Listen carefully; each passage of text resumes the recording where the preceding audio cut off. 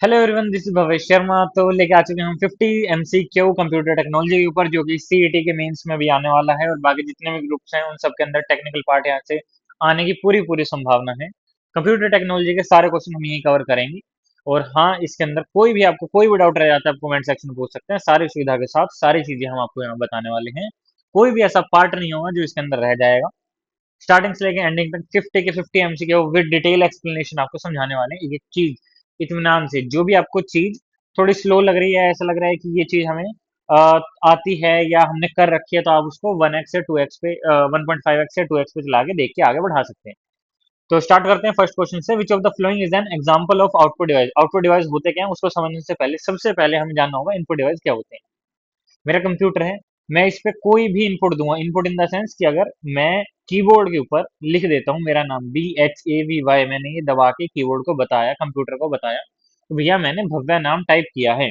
उसके बाद जो कंप्यूटर मेरे को दिखाएगा, मान लो भव्या नाम मेरे को वापस दिखा दे कि आपने भव्या लिखा है या आपने कुछ और लिखा है, आपने कोडर साहब लिखा है, जो भी वो नाम हमने लिखा वो वहां दिखा दे, तो वो दिखी हुई चीज या वो जो हमने लिखा है वो हमें वापस दिख रही है, उस डिवाइस को हम कह रहे हैं आउटपुट डिवाइस।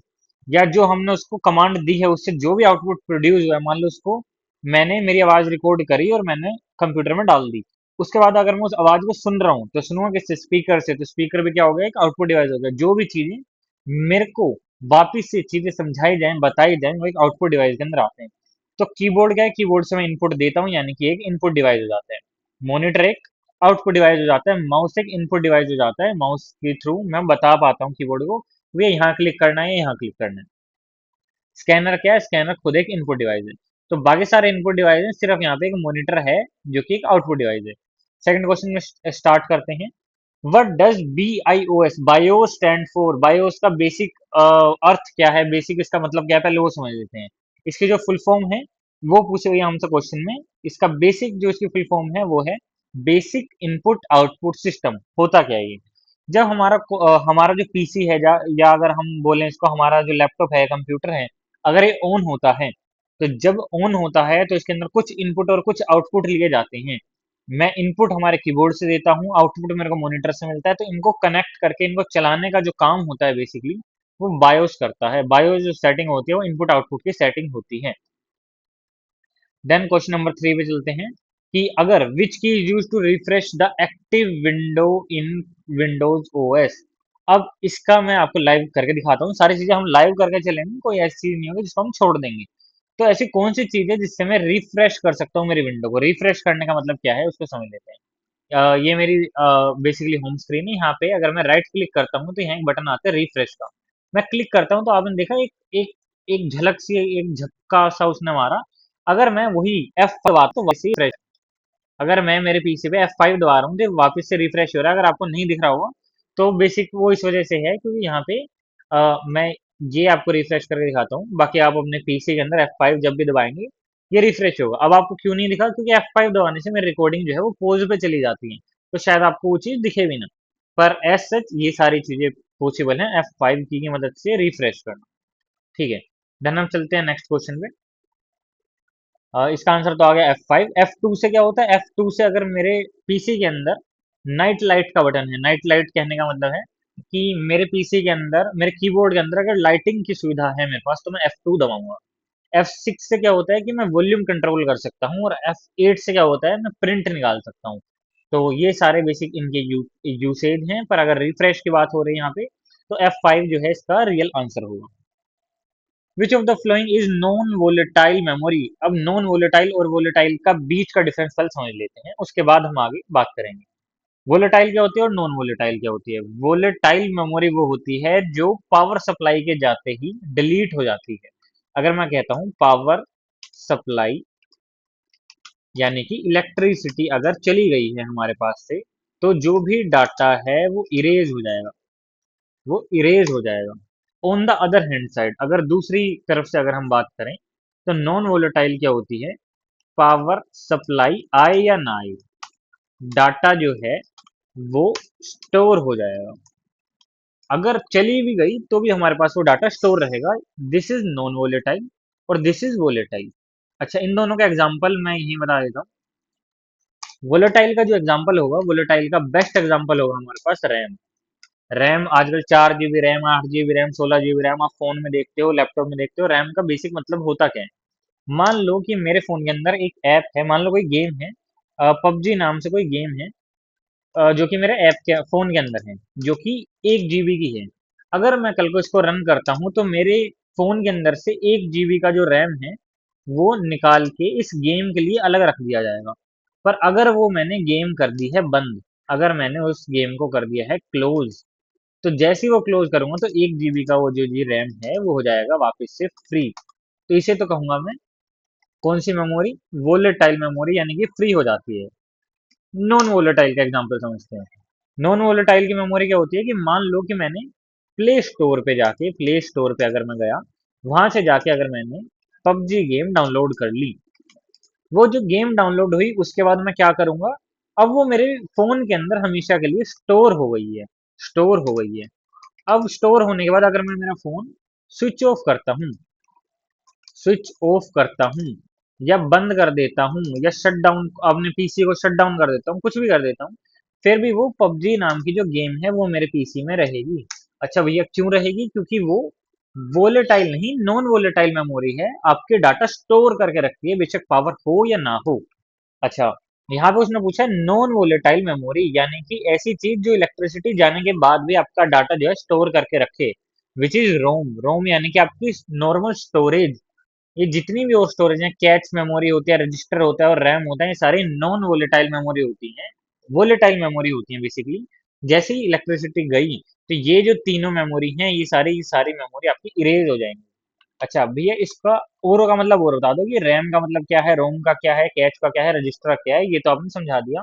नॉन वोलेटाइल और वोलेटाइल का तो क्या मतलब है? रैम का मतलब समझते हैं बेसिकली, रैम होता क्या है। रैम का एक मतलब तो मैंने ये समझाया कि कोई भी आपका बीजीएमआई था, यहाँ पे जो पबजी जो ऐप था, मैं इसी का एग्जांपल लेके चलता हूँ कि मान लो एक पबजी नाम का ऐप है, वो 1 GB का बेसिकली है। अगर मैं उस गेम को ओपन करके खेलने लगता हूँ तो मेरे फोन के अंदर अगर 4 GB की जो रैम अवेलेबल थी, उसमें से -1 GB हो जाएगा, यानी कि 3 GB की रैम ही अब मैं मेरे पूरे फोन में यूज कर सकता हूँ। सेम विद माई लैपटॉप, अगर मेरे लैपटॉप में 8 GB का रैम है और मैं कोई सॉफ्टवेयर रन करता हूँ, मान लो ये मैंने रन कर रखा है रिकॉर्डिंग का सॉफ्टवेयर ओबीएस, ये 2 GB ले रहा है, तो हम सिर्फ मैं जो बाकी के टास्क है वो सिर्फ 6 GB के अंदर अंदर ही कर सकता हूँ। इससे बड़े टास्क अगर मैं करूंगा तो मेरा पीसी लैग होने लगेगा। ठीक है, ये तो आपने भैया एग्जांपल दे दिया रैम क्या होता है। अच्छा रोम क्या होता है? रोम ये होता है कि मान लो अभी ये रिकॉर्डिंग स्टोर होगी, ये जो रिकॉर्डिंग है, ये जो रिकॉर्डिंग है ये कहीं ना कहीं तो स्टोर होगी, है ना? ये जो स्टोर होगी, इस स्टोरेज पॉइंट को मैं क्या कह रहा हूँ, इस स्टोरिंग को मैं क्या कह रहा हूँ, ये कहीं मेरे एस डी डी या एच डी डी के अंदर स्टोर होगी, एस एस डी या एच डी डी के अंदर स्टोर होगी, एच डी डी के अंदर स्टोर होगी। ये दो क्या होती हैं, इन दोनों के बारे में बात करेंगे। ये दोनों हमारी मेमोरी टाइप्स हैं। मेमोरी टाइप्स कैसे? एच डी डी जो होती है वो थोड़ी सी स्लो होती है, एच डी डी जो होती है वो थोड़ी सी फास्ट होती है। इनके बारे में और बात करते हैं। अच्छा क्या आपने कभी पेन ड्राइव देखी है? पेन ड्राइव क्या काम करती है? Pen drive basically data store का काम करती है, कि आपके पास कोई मूवी है, कोई गेम है, कोई फाइल है, कोई डॉक्यूमेंट है ना? डॉक्यूमेंट फाइल में एक ही चीज कंसीडर कर रहा हूँ, इन सबको अगर आपको कहीं स्टोर करना है तो आपके पास पेन ड्राइव होती है। पीसी के अंदर वो पेन ड्राइव लग जाती है, फोन में भी वो पेन ड्राइव लग जाती है, अगर आपके पास ओटीजी नाम से एक चीज होती है तो। ठीक है, उस पर बात करेंगे। पर पॉइंट क्या होता है कि पेन ड्राइव जो है वो अपने अंदर कुछ ऐसी स्पेस लेके बैठती है, एसएसडी या एचडीडी की, जिसकी वजह से वो अपनी चीजें स्टोर कर पाती है। अच्छा एसएसडी क्या है और एचडीडी क्या है? स्टोर करने के लिए दो ही हमारे पास ऑप्शन है पीसी के अंदर। फोन के अंदर अलग है, पीसी के अंदर अलग है।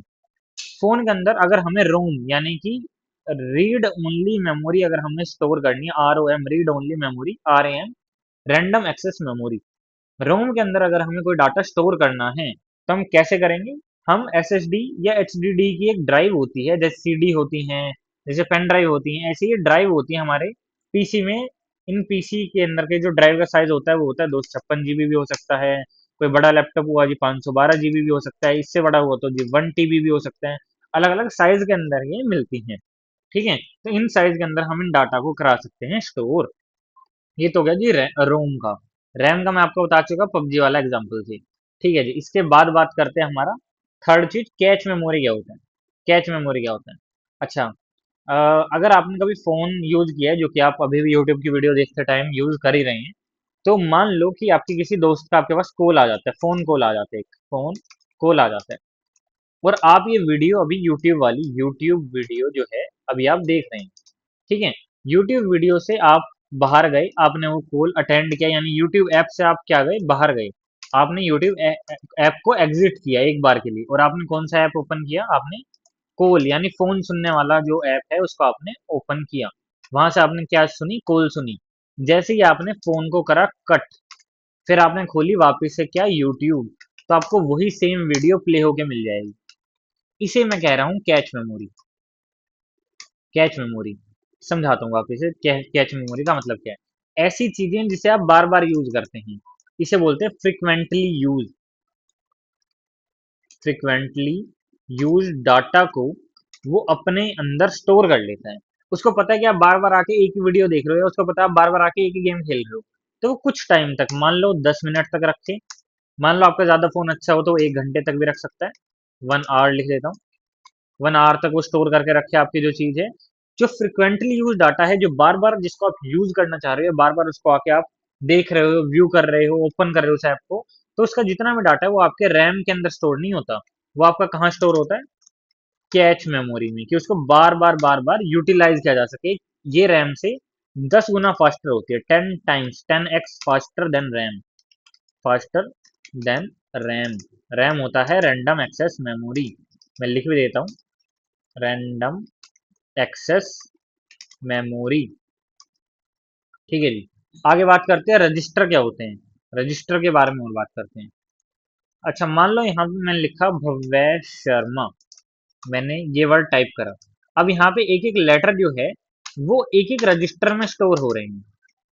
ये जो स्पेस भी है ये भी एक एक लेटर काउंट होगा, और इनको अलग अलग रजिस्टर में स्टोर किया जा रहा है। इनको और अच्छे एग्जांपल से मैं समझाने की कोशिश करता हूँ। मैंने ये बी को स्टोर कराना है, तो रजिस्टर वैसे तो बहुत सारे प्रकार के होते हैं, पर रजिस्टर के अगर हम डेप्थ में जाने लग गए तो आज आज में एमसीक्यू खत्म नहीं होने वाले। रजिस्टर की एक अलग से पूरी वीडियो आपको मिल जाएगी अगर आपको डिटेल में जानना है। पर रजिस्टर इतना आप कॉन्सेप्ट समझ सकते हैं कि मान लो मेरे को ये बी स्टोर करना है, या इस बी का एड्रेस कहाँ है, क्योंकि एक पूरी मेमोरी होती है। मान लो ये मेमोरी है, जो कि जैसे मैं आपके फ़ोन का एग्जांपल लेता हूँ। आपके फ़ोन में 128 जीबी की स्टोरेज है मान लेते हैं, यस। कहीं हम 64 होती है, तो मैं 64 का ही एग्जांपल लेके चलो चलता हूँ। 64 जीबी की आपके फ़ोन में है स्टोरेज, ठीक है। आपने एक ऐप डाउनलोड किया, ऐप का नाम था मान लो, गेम नहीं लेते इस बार नाम लेते हैं व्हाट्सएप। आपने मान लो डाउनलोड किया, आपने व्हाट्सएप डाउनलोड किया। अब भैया डाउनलोड होके कहीं ना कहीं 64 जीबी में कहीं ना कहीं तो गया होगा, कहीं ना कहीं ये क्या होगा, ये जाके 64 जीबी में यहाँ आके स्टोर हो गया होगा। यहाँ हुआ हो, यहाँ हुआ हो, यहाँ हुआ हो, कहीं पे भी हो सकता है स्टोर, वो तो इसकी मर्जी है। तो मान लो ये यहाँ स्टोर हो गया है, ठीक है, व्हाट्सएप यहाँ पे स्टोर हो चुका है। अब पॉइंट क्या है, पॉइंट ये है कि ये जो स्टोर हुआ है, इस स्टोर का जो एड्रेस है, इसका कोई एड्रेस होगा, इसका कोई पता होगा। जैसे आपके घर का पता होता है कि भैया मैं हांसी में रहता हूँ, या मैं हिसार में रहता हूँ, या मैं चंडीगढ़ में रहता हूँ, मैं कहीं पे भी रहता हूँ, मेरा कोई एड्रेस होगा। तो इस व्हाट्सएप का भी कोई ना कोई एड्रेस होता है। उस एड्रेस को हम दो भागों में बांटते हैं। एक तो होता है physical address, address ADDRESS address एक होता है, एक फिजिकल एड्रेस होता है, और एक वर्चुअल एड्रेस होता है। वर्चुअल एड्रेस, इन दोनों के बीच में अभी डिफरेंस समझते हैं क्या होता है। फिजिकल एड्रेस वो होता है जिसके अंदर आपका फोन इसके साथ छेड़छाड़ कर सकता है। फोन कैसे छेड़छाड़ कर सकता है, कि ये आपका ओरिजिनल व्हाट्सएप का एड्रेस है। ओरिजिनल व्हाट्सएप का एड्रेस है। अगर आपने कल को अपने फोन से व्हाट्सएप को कर दिया डिलीट, मैं मान के चलता हूँ आपने व्हाट्सएप कर दिया डिलीट, तो आपका जो फोन है, फोन के अंदर जो भी ऑपरेटिंग सिस्टम होगा, जो भी ओएस होगा, मान लो एंड्रॉयड 14 है, 11 है, 12 है, जो भी आपके फोन के अंदर है, ओएस जो है वो क्या करेगा, व्हाट्सएप को जब डिलीट करेगा तो फिजिकल एड्रेस से वो जाकर डिलीट करेगा। अच्छा भैया वर्चुअल एड्रेस क्या होता है, मान लो किसी ने आपको कोई वीडियो भेजी या फोटो भेजी या कुछ और भेजा, तो जो उस एड्रेस पे जाकर स्टोर होगी, जो वहाँ फोटोज वीडियोज जो स्टोर हो रही हैं वो आपके वर्चुअल एड्रेस में स्टोर हो रही हैं, एड्रेस में स्टोर हो रही हैं। तो ये होता है बेसिकली वर्चुअल और फिजिकल एड्रेस का डिफरेंस। और रजिस्टर जो होते हैं वो इस व्हाट्सएप के फिजिकल एड्रेस को स्टोर करके रखते हैं। इस बी नाम के अक्षर की जो जो भी इसका फिजिकल एड्रेस होगा वो किसी ना किसी रजिस्टर में स्टोर होगा। पर हम इतने छोटे डाटा को कभी रजिस्टर में स्टोर नहीं करवाते। हम इस पूरे नाम को या इस फुल नेम को हम यहाँ स्टोर करवाते हैं रजिस्टर में। जैसे व्हाट्सएप की लोकेशन क्या है, उसका जो भी डाटा होगा उसको हम रजिस्टर में स्टोर करवा देंगे। अच्छा, the brain of any computer system is, किसी भी कंप्यूटर सिस्टम का दिमाग क्या होता है, ब्रेन क्या होता है, वो होता है भैया सीपीयू। सीपीयू की फुल फॉर्म होती है सेंट्रल प्रोसेसिंग यूनिट, यानी कि वो हिस्सा जिसके अंदर सारे की सारी कैलकुलेशंस होती हैं। मान लो अगर आपने अपने पीसी के अंदर ये लिख दिया 2 × 2, तो ये जो कैलकुलेशन हुई ये हमारे सीपीयू के अंदर हुई। हम सीपीयू की कैलकुलेशन जब होती है वो देख भी सकते हैं। मान लो मैंने कोई ऐप खोला, मान लो मैंने फाइल मैनेजर खोला, तो फाइल मैनेजर जो खुला था इसकी जो कैलकुलेशन हुई थी किस डायमेंशन पे खुलेगा, कितना बड़ा खुलना चाहिए, कितना छोटा खुलना चाहिए। जैसे अगर मैं मान के चलता हूँ कि इतना बड़ा खुला, मैं यहाँ आ जाता हूँ, मैं मान के चलता हूँ इतना बड़ा खुले या इतना सा खुले या इतना सा खुले, जो डायमेंशन कैलकुलेट हुई ये हमारा सीपीयू कैलकुलेट करेगा। ये सीपीयू का काम है। अच्छा जी, एएलयू का काम क्या है? अर्थ में अर्थमेटिकल लॉजिकल यूनिट का काम है।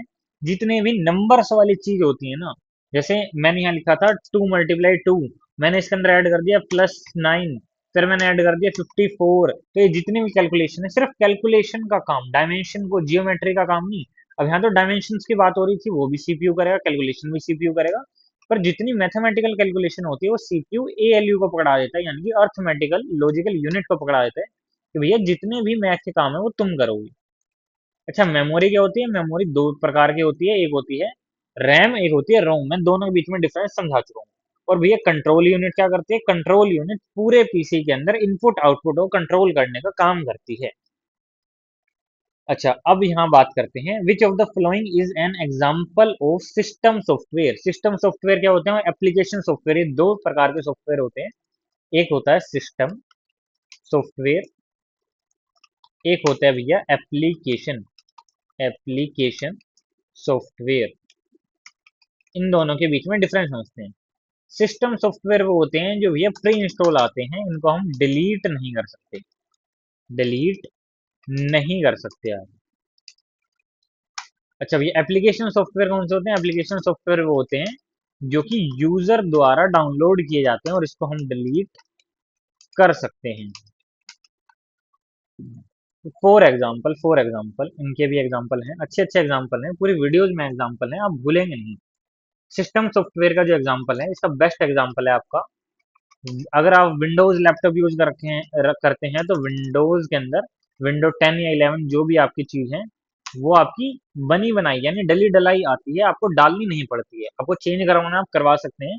पर ये सिस्टम सॉफ्टवेयर ये बना बनाया डला डलाया आता है, अगर ये नहीं होगा तो फिर आपका पीसी ही रन नहीं करेगा। एप्लीकेशन सॉफ्टवेयर में क्या होता है? एप्लीकेशन सॉफ्टवेयर के अंदर वो आते हैं, जैसे मान लो कि ये रिकॉर्डिंग का सॉफ्टवेयर है या ये क्रोम जो है, इस क्रोम के बिना भी ये पूरा पीसी चल सकता है। इस रिकॉर्डिंग सॉफ्टवेयर के बिना भी ये पूरा पीसी चल सकता है। और इनको डाउनलोड करने का मेरा कोई मतलब नहीं था। अगर मेरे को जरूरत है तो मैं डाउनलोड करूंगा, नहीं है तो मैं नहीं करूंगा। यानी कि यूजर की नीड के हिसाब से जो चीज डाउनलोड हो वो हो जाती है एप्लीकेशन सॉफ्टवेयर में। अच्छा, अब इसके अंदर जो हमारे को दे रखा है सिस्टम सॉफ्टवेयर में, इसमें विंडो 10 दे रखा है। क्यों दे रखा है इसको समझते हैं। एमएस वर्ड के बिना हमारा पीसी चल जाएगा? हाँ जी चल जाएगा। एमएस वर्ड क्या है आगे आगे हम बात करेंगे। एमएस एक्सेल क्या है, इसके बिना भी हमारा पीसी चल जाएगा। पर जैसे मैंने बताया था विंडो 10 विंडो 11 के बिना हमारा पीसी नहीं चलेगा। इसलिए ये हो गया हमारा सिस्टम सॉफ्टवेयर, ये हो गया हमारा सिस्टम सॉफ्टवेयर। अच्छा जी, फोटोशॉप क्या है? Photoshop, MS Excel, MS Word, ये सारे क्या हैं? ये सारे हमारे एप्लीकेशन सॉफ्टवेयर हैं। क्या है? ये हमारे एप्लीकेशन सॉफ्टवेयर हैं। इनके बारे में भी हमने बात कर ली है। देन हम आगे चलते हैं। ठीक है जी, 6 क्वेश्चन अभी तक हमने कंप्लीट कर लिए और अच्छे से कंप्लीट करें। कोई ऐसी दिक्कत नहीं इन 6 क्वेश्चनों में कि हमें वापस से एक बार जाकर रिवीजन करनी पड़े। जितने भी नोट्स हैं, जितने भी आपको पीडीएफ चाहिए, कुछ भी चाहिए आपको वापस से रिवाइज करना हो, हमारे टेलीग्राम चैनल पे मिलेगी, वहां जाके आप ज्वाइन कर सकते हैं। नवोक्ता क्लासेस करके नीचे मिलेगा डिस्क्रिप्शन में लिंक, तो आप जाके ज्वाइन कर लीजिए। विच type of networks cover A small geographical area like a building. अच्छा, इसको समझते हैं ये होता क्या है। यहाँ पे कुछ कुछ टर्म लिखे हैं, इन सारी टर्म्स को मैं एक्सप्लेन करने की ट्राई करता हूँ। छोटे लेवल से लेके बड़े लेवल तक जाऊंगा। एक होता है जी पी एन पैन, एक होता है जी एल ए एन लैन, एक होता है जी एम ए एन मैन, एक होता है जी डब्ल्यू ए एन वैन। इन सबको समझते हैं। पहला होता है हमारे पास personal area network, area network. Personal area network क्या करता है, मान लो मेरे फोन का हॉटस्पॉट है, मेरे फोन का क्या है, हॉटस्पॉट है, मैंने मेरे फोन का हॉटस्पॉट ऑन कर दिया, तो वो कितने डिवाइस से ज्यादा कनेक्ट हो सकता है, हाईएस्ट 10 से 15 डिवाइस उससे कनेक्ट हो जाएंगे, जो कि 10 मीटर की रेंज में होंगे। जो कि कितने मीटर की रेंज में होंगे, 10 मीटर की हाईएस्ट रेंज होती है जी हमारे फोन के जो हॉटस्पॉट होते हैं उनकी। ओके जी, लैन का क्या काम होता है, लैन का काम होता है कि ऐसी तार या ऐसा नेटवर्क आप बिछा दोगे जो कि एक अच्छे खासे एरिया को कवर कर, अच्छे खासे कितना एरिया कह रहा हूँ मैं, इसके अंदर मैं कह रहा हूँ एक सोसाइटी, एक बिल्डिंग, एक पूरा घर, वो सारी चीजें लैन में आ जाती हैं। घर जो है वो पैन के अंदर भी आ सकता है, अगर छोटा घर है तो, अगर ठीक ठाक घर है तो लैन के अंदर हम कवर करने की ट्राई करते हैं। लैन के और बेस्ट एग्जांपल क्या हो सकता है, मान लो कि दो सोसाइटीज हैं, उन दोनों सोसाइटीज का मेरे को आपस में नेटवर्क कनेक्शन बिठाना है। मैं चाहता हूँ कि मैंने जियो की तार बिछाई है, मान लो जियो नेटवर्क की वाईफाई की तार बिछाई है, तो मान लो एक सोसाइटी है गोकुल धाम सोसाइटी, है ना, गोकुल धाम सोसाइटी, ठीक है, एक तो इसके अंदर मैंने जाल बिछाया है, एक और सेकंड गोकुल धाम सोसाइटी बनी हुई है, ठीक है, गोकुल धाम 2 लिख देता हूँ, गोकुल धाम सोसाइटी 2 एक सोसाइटी है, उसके अंदर भी मेरे को ये जाल बिछाना है। तो लैन के अंदर मैं क्या करूंगा, मैं इसी की तार जो है अगले में ले जाऊंगा और यहाँ जाल बिछा दूंगा और दोनों के पास पूरा पूरा नेटवर्क आएगा। पर पर्सनल एरिया नेटवर्क में ऐसा नहीं कर सकता, अगर मेरे घर पे नेटवर्क आ रहे हैं मेरे फोन के, तो मान लो मेरे घर के सामने वाले घर के अंदर नेटवर्क ना भी है, ठीक है, इनको डायग्राम की मदद से भी हम समझ सकते हैं, मैं डायग्राम भी बना के दिखा देता हूँ। मान लो ऐसे ये घर है, मान लेते हैं ये घर है, और मैं 4 घर का एग्जांपल ले रहा हूँ, है ना, मैंने 4 घर ये बना लिए हैं, ठीक है, मैं इन्हीं को यहाँ से कॉपी कर लेता हूँ, ठीक है, इन्हीं घर को मैं कॉपी करके सामने कर देता हूँ। मान लो ये वाला जो घर है, ये वाला घर मेरा है, इसके अंदर मैंने पैन नेटवर्क ऑन करा, पर्सनल एरिया नेटवर्क, मेरे फोन का हॉटस्पॉट ऑन करा, तो जो नेटवर्क है वो यहीं तक रहेगा, इस बाउंड्री के बाहर जो है वो नेटवर्क नहीं जाएगा। अच्छा जी, क्या ये घर वाला इसको एक्सेस कर सकता है, नहीं जी नहीं कर सकते, क्योंकि इस बाउंड्री के बाहर ये जा ही नहीं सकता। अच्छा जी, लैन क्या होता है, लैन ये कहता है कि भैया इसको इसको इसको इसको इसको इसको इसको इसको हर एक को कनेक्ट कर दो, इनको भी आपस में कनेक्ट कर दो, इन सबको मिला के आप लैन कनेक्शन बना लो। भैया ये कर लिया हमने लैन कनेक्शन को वेरीफाई, ये बन गया जी लैन कनेक्शन जी, 8 घर थे, आठों के आठों एक से कनेक्ट हो गए हैं, जिससे कि हमारी पूरी सोसाइटी जो है वो कनेक्टेड है, ये हो गया लैन। अच्छा जी, मैन क्या होता है, मैन कनेक्शन के बारे में अब बात करते हैं, मैन कनेक्शन क्या है। मैन कनेक्शन होता है मेट्रोपोलिस एरिया नेटवर्क, इसका बेसिकली काम क्या होता है इसको समझते हैं। मेरे को पूरी की पूरी स्टेट को ज्वाइन करना है, एक पूरी स्टेट को, मेरे को मान लो पूरा का पूरा हरियाणा जो है एक नेटवर्क से ज्वाइन करना है, एक नेटवर्क से मेरे को ज्वाइन कराना है, क्या चीज, पूरे के पूरी एक स्टेट को। तो एक स्टेट में 8 घर तो होंगे नहीं, एक स्टेट को मैं कैसे विजुलाइज कर सकता हूँ जी, एक स्टेट जो होगी जी वो कुछ इस प्रकार से होगी कि इतनी बड़ी कुछ एक स्टेट होगी, कुल कुल इतनी मिला के एक स्टेट होगी, जिसके अंदर ये जो पार्ट था, ये वाला जो पार्ट है, ये तो बहुत ही छोटे हिस्से में आएगा, ये तो इस हिस्से में आ रहा है, ये एक लाइन बना है। ऐसे लेंस को जितने एक लाइन ये बना है, इनको मिला मिला के मिला मिला के मिला मिला के मैंने एक स्टेट बना दी है, ठीक है, मैंने ये 4 लाइन मिला ली हैं। अब इन 4 लाइन को मैं आगे कॉपी पेस्ट करता जाता हूँ, और मैं पूरा का पूरा यहाँ पे एक पूरी स्टेट बनाने की कोशिश कर रहा हूँ, ये पूरी बन गई जी स्टेट। ये होता है जी मैन का काम, इन सबको आपस में जोड़ के रखना मैन का काम है। ये पूरी की पूरी एक स्टेट है, मान लो ये हरियाणा है या दिल्ली है, उत्तराखंड है, उत्तरांचल है, कोई भी आप स्टेट ले सकते हो, इन सबको जोड़ के रखने का जो काम है ये मैन का काम होता है। मेट्रोपोलिस एरिया नेटवर्क का काम होता है पूरी की पूरी स्टेट की। इसके अंदर ये एक लाइन था, ये दूसरा आ गया, तीसरा आ गया, कितने हजारों लाइन भी इसके अंदर बन सकते हैं। अच्छा जी, और आगे बात करें, और आगे का काम क्या है भैया, फिर एक होता है वैन, यानी कि इसको हम बोलते हैं wide area network, wide area network. Wide area network क्या होता है भैया, ये तो थी एक स्टेट, हम मान लेते हैं एक स्टेट जब इतनी बड़ी है, मान के चलो एक स्टेट जब इतनी बड़ी है, तो हमारा जो इंडिया है वो इससे 10 गुना होगा या नहीं होगा, बिल्कुल होगा। अच्छा, जो एक स्टेट अब इतनी बड़ी दिख रही थी हमें, इसको मैं छोटा कर देता हूँ, एक स्टेट जो है मान के चलो इतनी है, इतनी हमारी एक स्टेट है, तो भैया दूसरी जो स्टेट होगी वो भी इतनी ही होगी।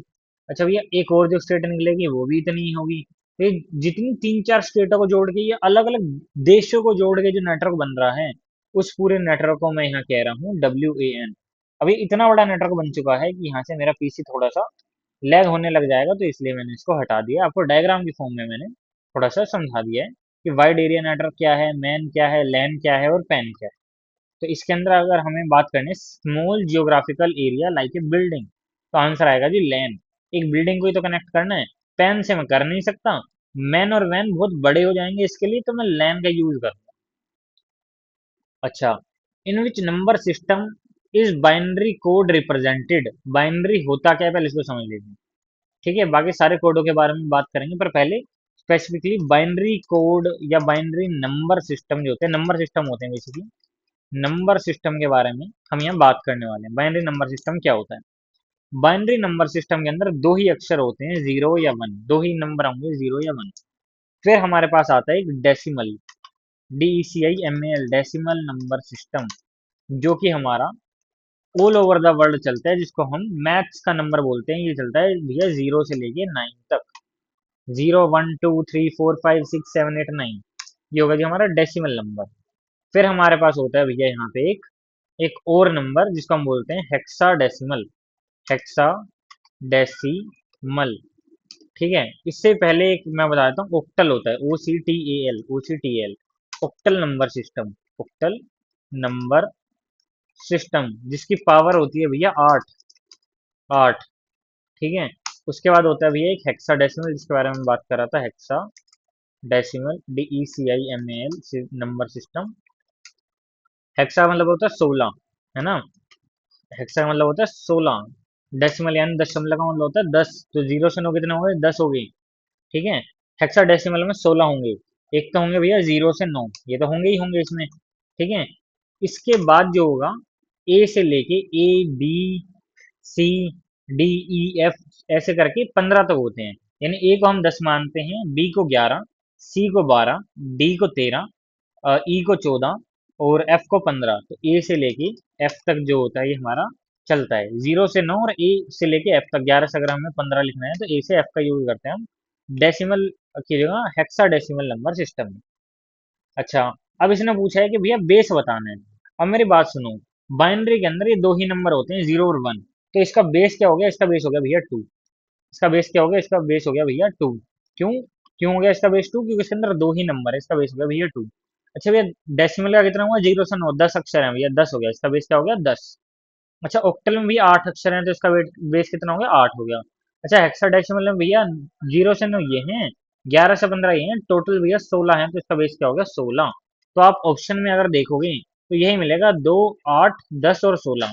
बाइनरी का पूछा है, बाइनरी के अंदर हमें पता होना चाहिए कि दो ही अक्षर होते हैं, यानी कि इसका बेस 2 होगा। आंसर आ गया भैया 2। अच्छा जी, which of the flowing is use to identify, uniquely identify device on the internet. हम कैसे किसी डिवाइस को यूनिकली आइडेंटिफाई कर सकते हैं इंटरनेट पे?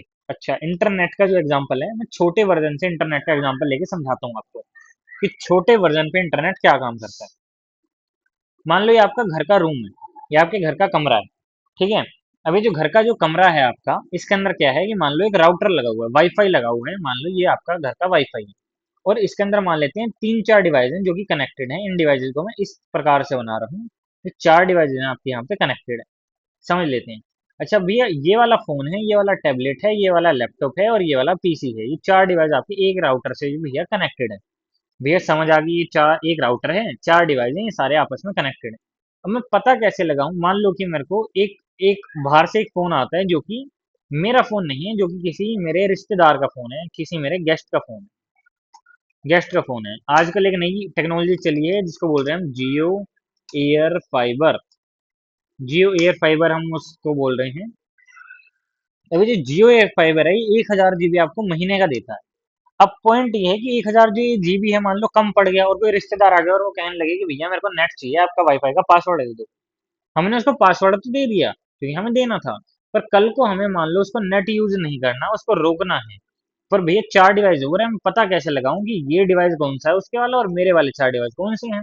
मैं पता कैसे लगाऊंगा?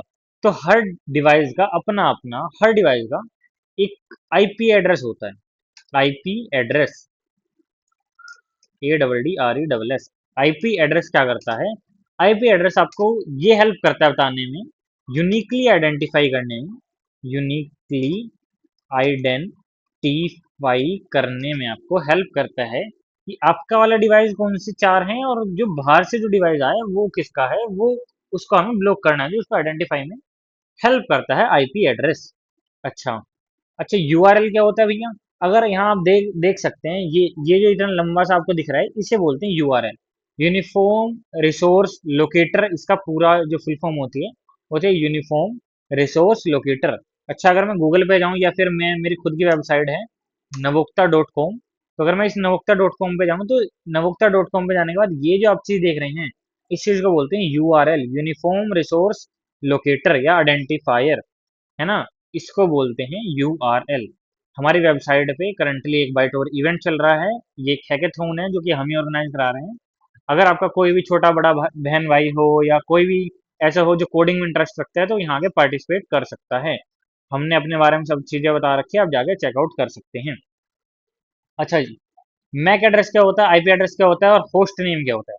होस्ट नेम यही होता है कि इस नवोक्ता डॉट कॉम का भी कोई आईपी एड्रेस है, पर आईपी एड्रेस की जगह मैं यहाँ नवोक्ता डॉट कॉम, या फिर अगर सिंपल एग्जांपल लूँ तो मैं यहाँ पे अगर गूगल डॉट कॉम लिख के सर्च करता हूँ, गूगल डॉट कॉम लिख के सर्च करता हूँ, तो गूगल डॉट कॉम का भी एक आईपी एड्रेस है, पर मैं गूगल डॉट कॉम लिख के भी सर्च कर सकता हूँ। तो ये जो गूगल डॉट कॉम मैंने लिख के सर्च किया, ये मेरे को सुविधा प्रदान करता है, यानी कि एक होस्ट का नाम है जो मैं लिख के सर्च कर सकता हूँ, इसे बोलते हैं होस्ट नेम। आईपी एड्रेस में बता चुका हूँ। मैक एड्रेस क्या होता है? आपके पीसी का एक लोकल एड्रेस होता है जिसको हम मैक एड्रेस बोलते हैं। तो यहाँ पे हमें यूनिकली आइडेंटिफाई करना था इंटरनेट पे, तो उसके लिए हम आईपी एड्रेस का यूज करेंगे। ओके जी। Which is the shortcut key to cut select text in Windows? इसको मैं करके दिखाता हूँ, ऐसे ही चीज समझ नहीं आई। इसके लिए क्या होता है, इन चारों के बारे में पहले बता देता हूँ। कंट्रोल सी का मतलब होता है कॉपी, कंट्रोल वी का मतलब होता है जो भी आपने कॉपी कर लिया उसको पेस्ट कर दो, कंट्रोल एक्स का मतलब होता है कट, यानी कि कट करना जो भी सिलेक्टेड आइटम आपने चूज करी है, कंट्रोल जेड का मतलब होता है अंडू। अच्छा जी, इन सारे के चीज़ों के बारे में एक बार जाके जांच पड़ताल कर लेते हैं कि भैया सही भी बोल रहे हैं, भैया हवा में फेंक रहे हैं। ठीक है, तो मैं यहाँ से एक बार इसको यहाँ से हटा देता हूँ, ये कुछ आईडीज वगैरह हैं, ठीक है। यहाँ पे हम चीज़ें लिखते हैं, मान लो मैंने मेरा नाम लिखा भव्य शर्मा। मैं क्या करता हूँ, यहाँ से जाता हूँ और मैं मेरे कीबोर्ड पे कंट्रोल सी का बटन प्रेस करता हूँ। अभी कुछ भी नहीं हुआ, कंट्रोल सी यानी कि कॉपी हो गया। अब मैं एंटर प्रेस करके यहाँ पे दूसरा नंबर पे लिखा है कंट्रोल वी, दिख रहे हैं आपको कंट्रोल वी? तो मैं अब यहाँ पे कीबोर्ड पे कंट्रोल वी जितनी बार भी दबाऊंगा वो उतनी बार यहाँ पे भव्य शर्मा को पेस्ट करता रहेगा, जो जो मैंने कॉपी किया था। अगर मैं सिंगल बार दबाऊंगा एक ही बार पेस्ट करेगा, जितनी बार मैं दबाऊंगा उतनी बार वो पेस्ट करेगा। अच्छा जी, मान लो मैंने लिख दिया कोडर साहब, मैंने ये लिख दिया। अब मैंने यहाँ से सिर्फ साहब वर्ड को सिलेक्ट करके कंट्रोल एक्स दबा दिया, कंट्रोल एक्स दबाने से वो गायब हो गया, पर वो गायब रियल में डिलीट नहीं हुआ। अब मैं कंट्रोल वी दबाऊंगा तो साहब साहब मेरे पास लिखा हुआ है, मेरे पास लिखा हुआ है वो साहब, वो डिलीट नहीं हुआ है, बस आपके यहाँ से दिखना बंद हो गया। ठीक है जी, इसको मैं कह रहा हूँ कट करना, यानी कि मैं चीज को कट कर सकता हूँ, और वही मेरे से पूछा है सिलेक्टेड टेक्स्ट को कट कैसे कर सकते हैं विंडोज में, कंट्रोल एक्स की हेल्प से। अच्छा, विच of the following is an optional storage device? Optical storage, optical क्या होता है? ऑप्टिकल के बारे में समझते हैं पहले, ऑप्टिकल है क्या? सिंपल भाषा में बताता हूँ, ऐसी चीजें जिसके अंदर हम डाटा जो है सेक्टर्स में स्टोर करवाते हैं या टुकड़ों में स्टोर करवाते हैं, वो होते हैं सीडी रोम। आपने पुराने जमाने के अंदर सीडी जो देखी होंगी, वो कुछ इस प्रकार की सीडी होंगी जिसके अंदर जो डाटा स्टोर होता है वो हल्की हल्की इन किनारीज में, ऐसे जो कॉर्नर्स होते हैं इन इनके अंदर जाके यहाँ स्टोर हो रहा होता है। ठीक है, जबकि आजकल जो पेन ड्राइव आ रही है वो कुछ इस शेप की आ रही है कि भैया ऐसे ऐसे कुछ आगे होगा, फिर एक बड़ी सी पेन ड्राइव कुछ ऐसे ऐसी होगी, इसको लगाओ और इसके अंदर सारा डाटा स्टोर कर लो। तो सीडी रोम के अंदर जो है आपका सारा डाटा ऑप्टिकल स्टोरेज डिवाइस हम इसको मानते हैं, और इसके अंदर सेक्टर्स में यानी कि छोटे छोटे बॉर्डर्स में जो होता है डाटा स्टोर होता है। हार्ड डिस्क के बारे में मैं बता चुका हूँ, एचडीडी एसएसडी के बारे में बता चुका हूँ, पेन ड्राइव के बारे में बता चुका हूँ। अच्छा जी, the units the unit of speed of a printer is, printer की यूनिट स्पीड क्या होती है? प्रिंटर किस किस बेसिकली स्पीड के अंदर चीजें प्रिंट करता है उसको हम प्रिंटर की स्पीड बोलते हैं। इसके अंदर हम पीपीएम का यूज करेंगे। तो वापस से यहाँ पे पीपीएम जो था, इसकी जो फुल फॉर्म है वो मैं यहाँ लिख देता हूँ। एक्चुअली इसकी जो फुल फॉर्म है मैं यहाँ नहीं यहाँ लिख देता हूँ। इसको हम बोलते हैं पीपीएम। बेसिकली इसका मतलब होता है पेजेस पर मिनट। पेजेस पर जो मिनट है ये हमारा पीपीएम कहलाता है। कितने पेज पर मिनट पे हमारा जो है प्रिंटर प्रोड्यूस कर पा रहा है उसके हम यूनिट स्पीड बोलते हैं किसी भी प्रिंटर की। अच्छा, which device convert digital signal into analogue signal. इसके लिए हम मोडम का यूज करते हैं, जो कि आजकल मोडम जो है वो यूज हमारे फोन में ही मोडम्स आने लग गए हैं।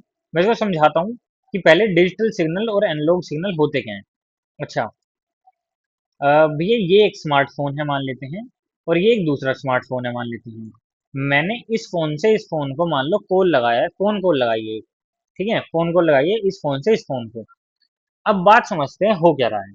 हो ये रहा है कि जब ये पर्सन यहाँ पे कोई पर्सन बोल रहा होगा जो, और यहाँ एक पर्सन सुन रहा होगा, फिर ये पर्सन बोल रहा होगा और ये पर्सन सुन रहा होगा, तो यहाँ से जो पर्सन बोला और यहाँ तक गया, वो जो वेव्स गई वो हमारा डिजिटल सिग्नल है। वो हमारा डिजिटल सिग्नल है जिसको हम जैसे यहाँ रिसीव करते हैं उसको एनालॉग बना के वो बंदा सुन पाता है। और सेम विद इसकी तरफ से अगर ये बोलता है तो ये फिर वापस से एक डिजिटल सिग्नल प्रोड्यूस करके इस वाले पे भेजता है, और फिर यहाँ से एनालॉग बना के इसको सुना जाता है। तो कुल मिला के ये जो प्रक्रिया है इसको डिजिटल और एनालॉग सिग्नल की प्रक्रिया बोलते हैं। इसके लिए हमारे मोडम्स यूज होते हैं। पर यहाँ पे हम फोन कॉल का एग्जांपल नहीं दे सकते हैं। ये हमारे फोन कॉल के एग्जांपल में डिजिटल और एनालॉग सिग्नल के साथ 10 और टेक्नोलॉजी यूज होती हैं जो कि हमारे मोडम के अंदर यूज नहीं होती हैं।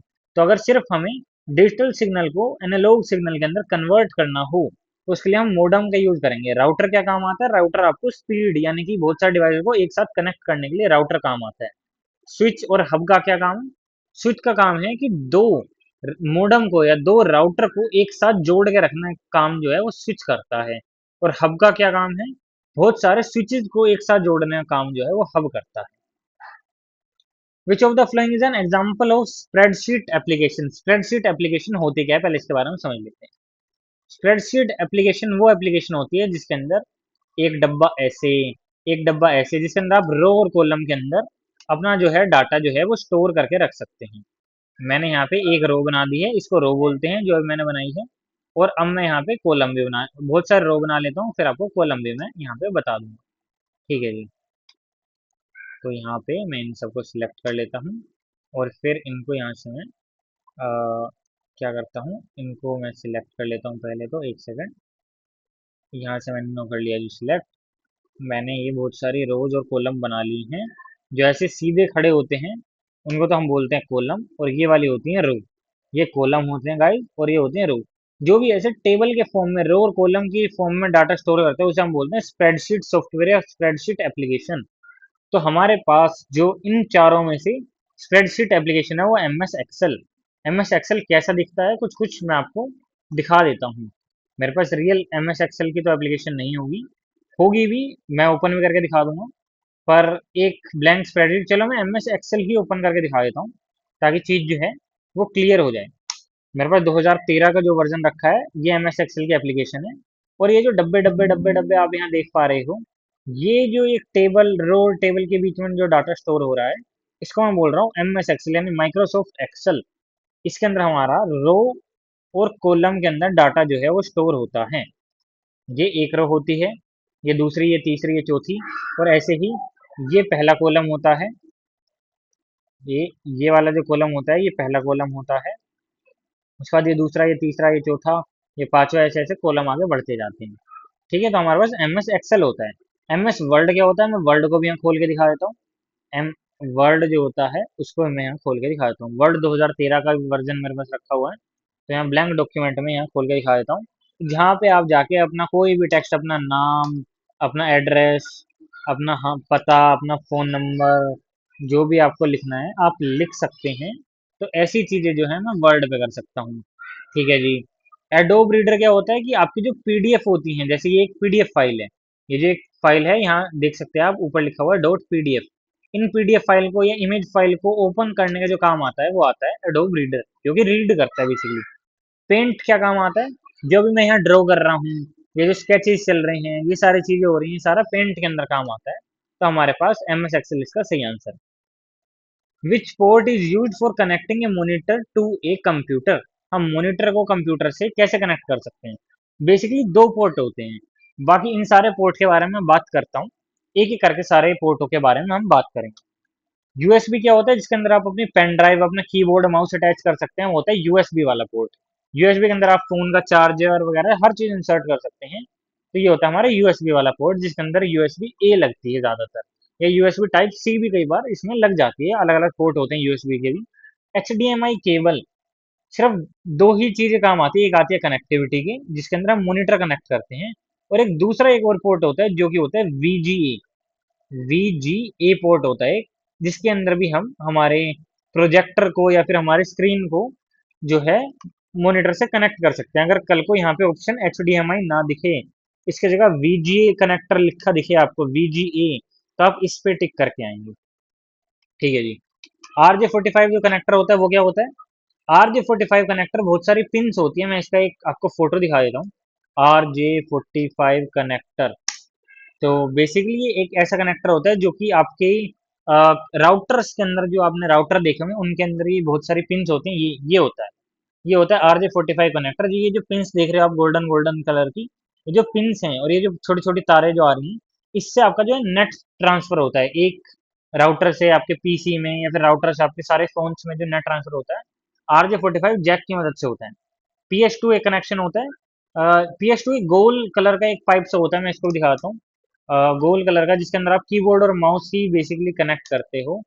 पोर्ट दिखा देता हूँ या फिर कनेक्टर ही मैं दिखाता हूँ। ऐसा गोल सा एक पोर्ट होता है। ये जो पुराने कीबोर्ड और माउस होते थे उसके अंदर ऐसा ऐसा पोर्ट आता था, PS/2 करके पोर्ट, जिसके अंदर ये कीबोर्ड का पोर्ट है, ये माउस का पोर्ट है। तो आप इन दोनों को कनेक्ट कर सकते हो। इसको आजकल यूएसबी से कनेक्टर भी आ गया है, जो आप बाय कर सकते हो। आजकल कोई इन पोर्ट्स को यूज नहीं करता इतना, बहुत प्रोफेशनल लोग, बहुत पुराने लोग इसको यूज करते मिले। What is the full form of HTTP? HTTP की फुल फॉर्म है हाइपर टेक्स्ट ट्रांसफर प्रोटोकॉल, यानी कि hyper text transfer protocol, option number B. ठीक है। और कोई भी इसका सही आंसर नहीं है, और ना ही ये अलग अलग और कोई टर्म है। ठीक है। The storage capacity of standard CD is 700 MB जो होती है वो एक स्टैंडर्ड कैपेसिटी होती है।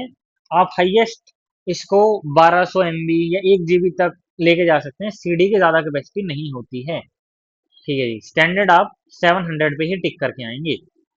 और अगर 700 का ऑप्शन नहीं है तो आप 1 GB से नीचे नीचे जितने वाले हैं उसमें से आप देख सकते हैं। 650 भी हो सकता है, 850 भी हो सकता है, 800 भी हो सकता है। बट स्टैंडर्ड अगर आपको 700 दिख जाए तो आप उस पर टिक करके आएंगे। विच of the following is an example of free and open source software? अब इन सब में से आपको फ्री और ओपन सोर्स सॉफ्टवेयर बताना है। ऐसे कौन सी चीज है जो फ्री और ओपन सोर्स है? पहले तो समझ लेते हैं फ्री और ओपन सोर्स होता क्या है। फ्री और ओपन सोर्स है जिसके लिए हमें सबसे पहली चीज तो पे ना करना पड़े, पैसे ना देने पड़े। सबसे पहली चीज है पैसे ना देने पड़े। अच्छा जी। दूसरी चीज क्या है? उसका जो कोड है, बच्चों ने कोडिंग करके कोई कोड लिखा होगा, जो भी डेवलपर हैं, जो भी सॉफ्टवेयर इंजीनियर हैं, उनका जो कोड है वो किसी भी लैंग्वेज में हो, लैंग्वेज से फर्क नहीं पड़ता, वो सारा का सारा कोड ऑनलाइन अवेलेबल हो जनता को देखने के लिए, जनता को चेंज करने के लिए, कि भैया कल को मेरे को ये कोड समझ नहीं आ रहा, या मेरे को इसमें चेंज करना है, इसको और सिक्योर बनाना है, तो मैं इसको बना सकता हूँ। तो ये सारी जो चीजें हैं ओपन सोर्स और फ्री जो होते हैं सॉफ्टवेयर उनमें होती है। विंडोज जो है उसको खरीदने के लिए आपको पैसे देने पड़ते हैं। लिनक्स ओपन सोर्स और फ्री सॉफ्टवेयर है, इसको आप फ्री में डाउनलोड कर सकते हैं लिनक्स की वेबसाइट पे जाके। मैं दिखा देता हूँ लिनक्स की जो वेबसाइट है। लिनक्स डाउनलोड जो है वेबसाइट है, लिनक्स की ओरिजिनल linux.org नाम से एक वेबसाइट है। उबंटू के लिए भी आप डाउनलोड कर सकते हैं, और बाकी सब चीज़ों के लिए ORG यानी कि ऑर्गेनाइजेशन की एक वेबसाइट है, यहाँ जाके आप लिनक्स को डाउनलोड कर सकते हैं। इतने वेरीफाई वगैरह करेगा। इतने में और चीज़ें बात कर ले तो मैक OS एक पेड OS है, क्रोम OS भी एक पेड OS है। बाकी सारे तो पैसे लेते हैं। लिनक्स सिर्फ एक ऐसा फ्री है जो पैसे नहीं लेता, और आपका हर एक ऑपरेटिंग सिस्टम, ये सारे ऑपरेटिंग सिस्टम है, इस सब में चल जाता है। सिर्फ आपने यहाँ पे एक विंडोज सुना होगा जो कि यहाँ आपको नहीं दिख रहा होगा। 12 पॉपुलर जो लिनक्स के सॉफ्टवेयर है उसमें टॉप है उबंटू। उबंटू जिन्होंने नहीं सुना, या कुबरनेटीज जिन्होंने नहीं सुना, वो सारे जो सॉफ्टवेयर है, रेड हैट भी बहुत एक पॉपुलर सॉफ्टवेयर है, पपी भी एक बहुत सॉफ्टवेयर है, कुबंटू है, बहुत सारे ऐसे सॉफ्टवेयर हैं जिनके आपने नाम भी नहीं सुने। या काली लिनक्स जो है वो भी बहुत पॉपुलर है। इन सारे सॉफ्टवेयर को आप जाकर डाउनलोड करके ट्राई कर सकते हैं। ठीक है। Which key is use to rename a file और फोल्डर, इसको हम बोलते हैं F2 की। F2 की से हम किसी भी फोल्डर या फाइल को रीनेम कर सकते हैं। मैं एक बार करके और दिखा देता हूँ आपको। मान लो ये एक फाइल है जिसको मेरे को रीनेम करना है, तो मैं F2 दबाऊंगा और ये मेरे को रीनेम यानी कि इस नेम को चेंज करने का ऑप्शन आ जाएगा। मैंने इसके अंदर लिख दिया जी माई इमेज। इमेज एंटर करा तो ये जो इमेज है वो चेंज होके माई इमेज बन चुकी है। पहले कुछ और थी, पहले कुछ व्हाट्सएप वगैरह बहुत सारी चीजें लिखी हुई थी, बट अभी चेंज हो चुकी है। तो इसे बोलते हैं F2। F1 की का मैं बता चुका हूँ। F1 की से आपकी जो स्क्रीन है वो दूसरे मोड में व्यू मोड चेंज करने का काम आती है। F3 जो है वो ब्राइटनेस लेवल को थोड़ा कम करने का काम आता है। F4 ब्राइटनेस लेवल को थोड़ा बढ़ाने का काम आता है। अच्छा, विच of the following is an input device. Input device कौन सा है? मैंने इनपुट डिवाइस आपको बता रखा है। प्रिंटर आउटपुट है, स्कैनर भी आउटपुट है, स्कैनर इनपुट है, और क्या नाम है, स्पीकर आउटपुट है, और प्लॉटर जो है आउटपुट है। तो हमारा स्कैनर जो है इनपुट डिवाइस आता है। The smallest unit of data in a computer is. Smallest unit होती है बिट। बिट यानी कि एक अक्षर को स्टोर, यानी एक करेक्टर। मान लिया मैंने लिखा ए, तो उसको जो स्टोर करेंगे वो होगा एक बिट। एक बिट के बराबर वो चीज होगी। अच्छा, मान लो मैंने लिख दिया भव्य, तो ये जो बन गया है ये हो गया बाइट। बाइट क्या होती है? 8 बिट को मिलके पूरा चार्ट में बनवा देता हूँ। एक बिट होती है 1 बिट। ठीक है, सबसे पहले सबसे स्मॉल यूनिट होती है 1 बिट।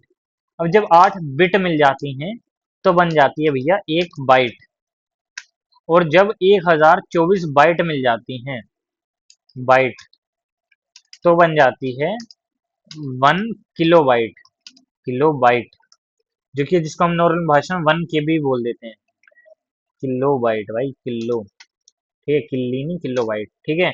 अब 1024 यानी कि 1024 जब वापस से किलो बाइट मिल जाएंगी तो बन जाएंगी हमारे पास 1 मेगाबाइट। मेगाबाइट। ठीक है, जब हमारे पास, कंट्रोल C कर लेता हूँ इसको मैं, कंट्रोल V करते हैं, जब मेरे पास 1024 मेगाबाइट आ जाएंगी तो मेरे पास बन जाएंगे भैया 1 गीगाबाइट। और जब 1024 गीगाबाइट मेरे को मिलके कुछ दिखाना हो तो उसके बाद जो मेरे पास बनता है 1024, उसके बाद जो मेरे पास बनता है वो बनता है 1 टेराबाइट। टेराबाइट से ऊपर क्वेश्चन हमारे यहाँ पे नहीं देखे गए हैं, और गीगाबाइट से भी ऊपर क्वेश्चन नहीं आते हैं, बट ये एक टेबल है जो आपको याद होनी चाहिए। मैंने वो टेबल जो आपको बता दी गई है। ठीक है। नोडल जो होता है और जो वर्ड होता है वो बहुत ऊपर की चीज है, बहुत हाईएस्ट यूनिट है ये। इनकी तरफ हम अभी नहीं जा रहे हैं। बिट और बाइट को अभी हमने कवर कर लिया। विच of the following is not a programming language. Python एक प्रोग्रामिंग लैंग्वेज, इसके अंदर आप कोड लिखते हो। सी प्लस प्लस एक प्रोग्रामिंग लैंग्वेज है। HTML एक प्रोग्रामिंग लैंग्वेज नहीं है। SQL एक स्ट्रक्चर क्वेरी लैंग्वेज है, जो कि प्रोग्रामिंग लैंग्वेज की कैटेगरी में कुछ कुछ आती है, पूरी प्रॉपर ही प्रोग्रामिंग लैंग्वेज नहीं है। इसके अंदर हम कमांड देते हैं। और हाइपर HTML जो है एक मार्कअप लैंग्वेज होती है, यानी कि ऐसी लैंग्वेज होती है जो मार्क करती है। जैसे कि जितनी वेबसाइट बनी है, आप ये जो लिखा देख रहे हैं, आप अगर यहाँ देखें तो ये सारा इसका कोड है। इस पूरी वेबसाइट का एक कोड है। मान लो मेरे को ये चेंज करना है तो मैं इस पूरे, ये HTML का कोड है, मैं इसको चेंज भी कर सकता हूँ। मैं यहाँ भव्य लिख के एंटर करूंगा तो यहाँ पे आप देख सकते हैं 20 पॉपुलर भव्य डिस्ट्रीब्यूशन लिख के आ गया। तो ये जितनी भी चीजें चेंज करने की हैं और चीजें हैं, ये सारी HTML में पॉसिबल है, क्योंकि मार्कअप लैंग्वेज सिर्फ हम मार्क करती है, असली में कुछ नहीं है। ठीक है, आगे चलते हैं। Which protocol is use for sending mail. Simple mail transfer protocol, सबसे पहली चीज SMTP, simple mail transfer protocol, mail को सेंड करने के लिए यूज होता है। मैं लिख देता हूँ सारे के सारे जो जितने भी हैं हमारे पास। तो SMTP जो है, simple mail transfer protocol, TRANSFER protocol. ठीक है। उसके बाद हमारे पास आता है FTP। FTP का मैं बता देता हूँ। FTP होता है file transfer protocol. FTP file trans TRANSFER protocol. उसके बाद आता है हमारे पास HTTP। HTTP तो लिखा है वहाँ, HTTP वो लिखा है। इसके बारे में हमारा पहले भी एक क्वेश्चन आ चुका है, which is hyper text transfer protocol, COL। Then POP आता है, पीओपी थ्री होता है बेसिकली पीयर ऑफ पीयर जो होता है, ये जो मेल के अंदर एक ट्रांस वो होता है, यूज होता है, जिसको हम बेसिकली जो नाम देते हैं वो नाम जो देते हैं पोस्ट ऑफिस प्रोटोकॉल थ्री बोलते हैं इसको। पोस्ट ऑफिस प्रोटोकॉल जो थ्री होता है, इसको भी हम लिख ही देता हूँ, पोस्ट ऑफिस प्रोटोकॉल थ्री जो वर्जन है वो हमारा पोप थ्री में यूज होता है। ये बेसिकली मेल सेंड करने काम आता है, पर ये बहुत ही माइनर है, सिंपल मेल ट्रांसफर प्रोटोकॉल यही हमारा सेंडिंग मेल के अंदर काम आता है। In Excel the insertion of row and column is called cell. अब मैं इसको समझाता हूँ ये क्या है। एक्सेल ये है, इसके अंदर ये जो एक ये पूरी रो हुई, या एक ये जो पूरा जो आप यहाँ कॉलम देखोगे, ये जो पूरा कॉलम है, इसके अंदर ये जो मिल के बना है टक टक टक टक, ये जो डब्बे डब्बे से हैं, इस एक डब्बे को हम यहाँ पे सेल बोलते हैं, जिसके अंदर मैं भव्य या जो भी मैं लिखना चाहूँ वो यहाँ मैं लिख सकता हूँ, BHAVY, ठीक है जी, वो मैं लिख सकता हूँ, सेल इसको बोलते हैं। फील्ड क्या होती है, ये पूरी की पूरी जो है एक फील्ड होती है, अगर मैं इसके अंदर कोई फिल्टर वगैरह लगा दूँ तो पूरी फील्ड बन जाएगी। टेबल क्या है, टेबल है ये पूरी की पूरी जो है आखिरी तक जाके जो है वो पूरी की पूरी एक टेबल कहलाती है, ठीक है जी। रेंज क्या है, रेंज होती है जीरो, जैसे मान लो कि मैंने लिखा है यहाँ पे जीरो, फिर मैं लिख दिया वन, फिर मैं लिख दिया टू, ठीक है। तो ये जो भी रेंज जो बनी, इन तीनों को मैंने सिलेक्ट करा, उसके बाद अगर मैं यहाँ से एक रेंज बनाऊं, तो ये जो बनी है ये एक रेंज बनी, इस चीज को मैं कह रहा हूँ रेंज, ठीक है।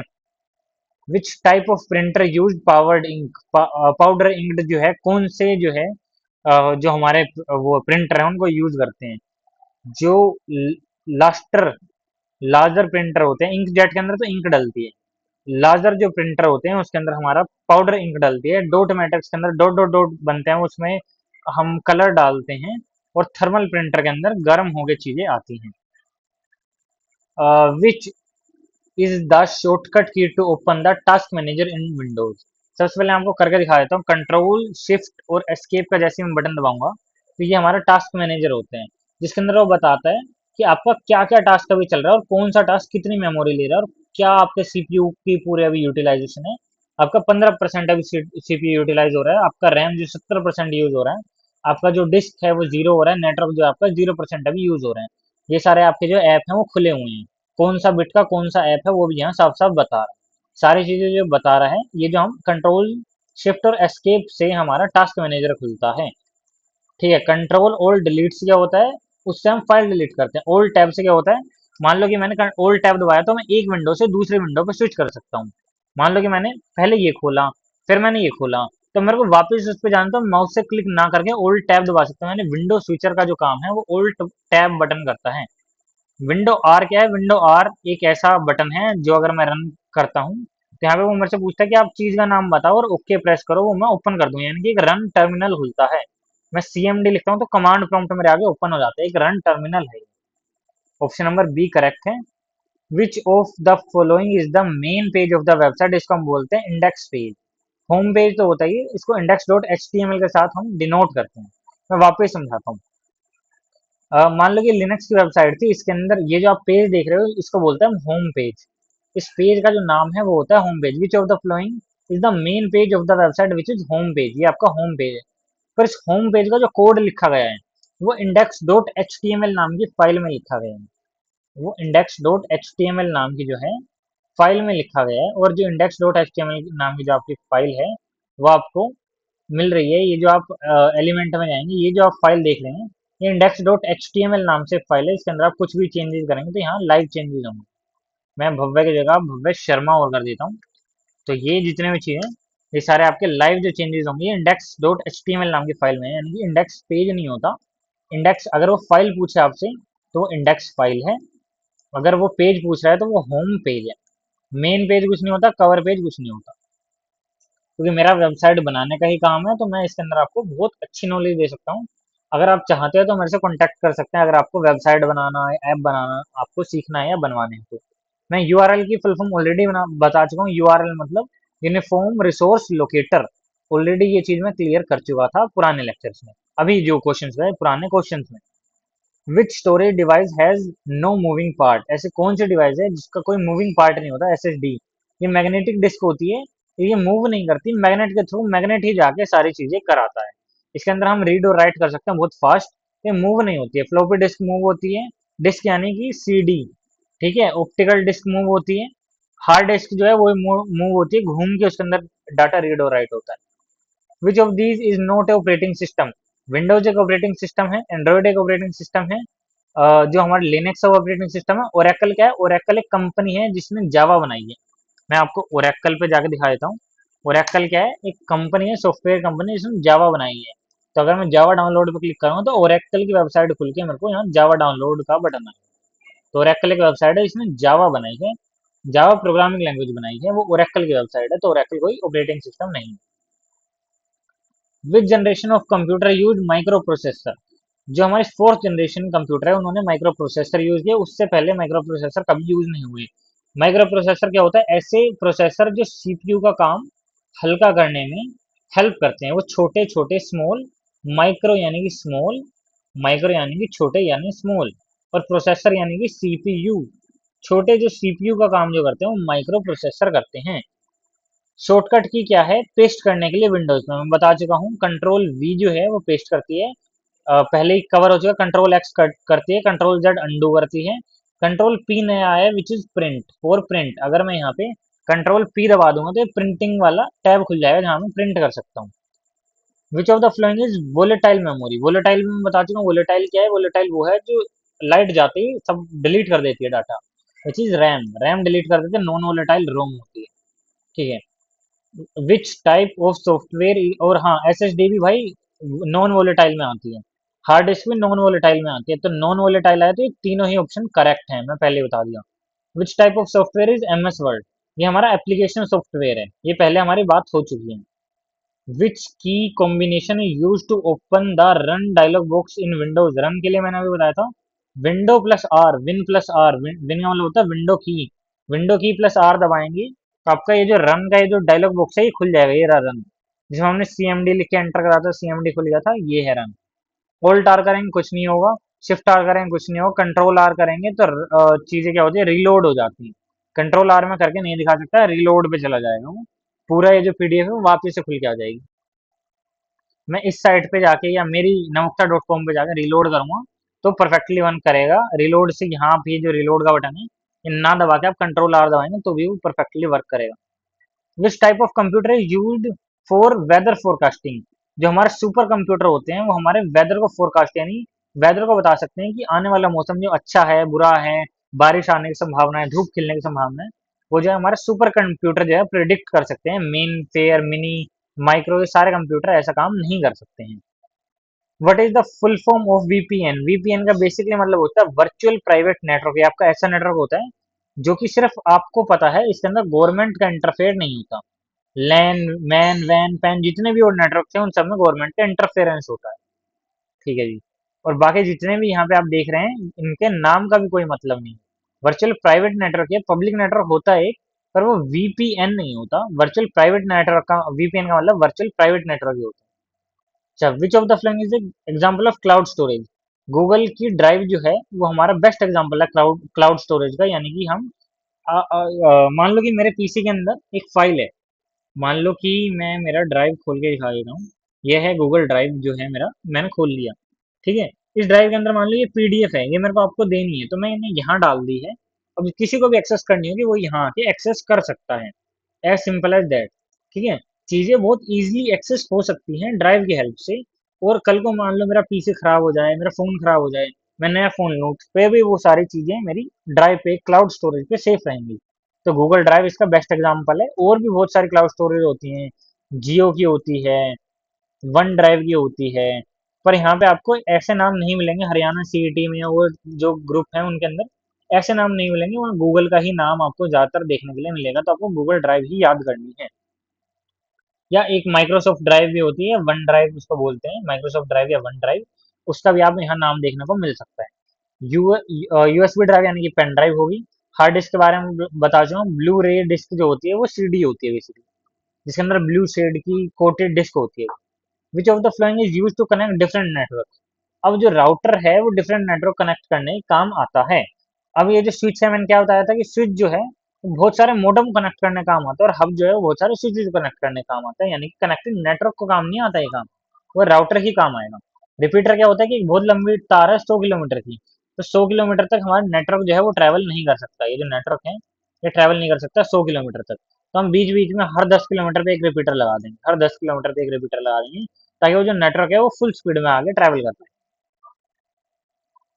विच unit is use to measure the speed of processor, उसके लिए हम हर्ट्ज का यूज करते हैं, एच जेड हर्ट्ज का यूज करते हैं।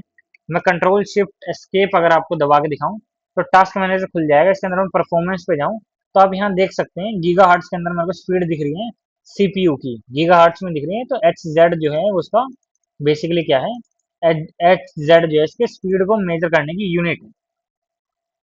Which of these N example of biometric device, biometric device के लिए आपका फिंगरप्रिंट स्कैनर जो होता है जो आपके फोन में होता है, बायोमेट्रिक यानी फेस या फिर आपका फिंगर, ये होता है आपके बायोमेट्रिक डिवाइसेस। अगर यहाँ पे फेस कैम लिखा हो, वेब कैम जैसे यहाँ लिखा था, तो वेब कैम से आपकी वीडियो रिकॉर्ड होती है, यहाँ वेब कैम स्कैनर होता तो हम उसको टिक कर सकते थे। यहाँ फिंगरप्रिंट स्कैनर है, यहाँ वेब कैम, यहाँ पे सिर्फ आपका कैमरा डिनोट हुआ, ना कि स्कैनर डिनोट हुआ। ठीक है। माइक्रोफोन क्या है आपका, माइक, जिससे आप बोल रहे हैं, जिससे या मैं बोल रहा हूँ, वो हो गया mic, microphone. Bar code reader जो हो गया वो स्कैनर है, पर वो बार कोड को रीड करता है, एक तो होता है क्यूआर कोड, एक होता है बार कोड।